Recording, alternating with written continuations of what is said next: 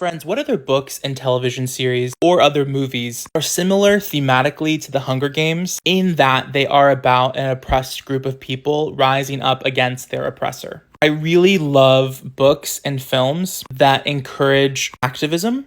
And I also really love that Hunger Games is like an intergenerational story. I love that as the books go on and as we get the prequel, we learn not just about the main POV of the first trilogy, but we learn so much about like how this world was originally created, the political and economic things that led to this like brutal games. I also love triangle between these three. Definitely Team Peeta all the way. That is the only correct answer. Her and Gale have a lot in common, but Peeta would literally do anything for this woman, and I genuinely think that she loves him more than she loves Gale. But what other movie series or book series are like this series? What other series have like such a strong female POV, really interesting political messaging? I think that Suzanne Collins too is just such a fascinating writer, and she jam-packs so much in there about like the excess and privilege of reality TV culture. I love the messages about like the capitalism's individualism versus like what the right path is, which is collectivism and taking care of one another. I think the recommendation that I most often get, if like for those like articles that are like, if you're a fan of the Hunger Games, read this next,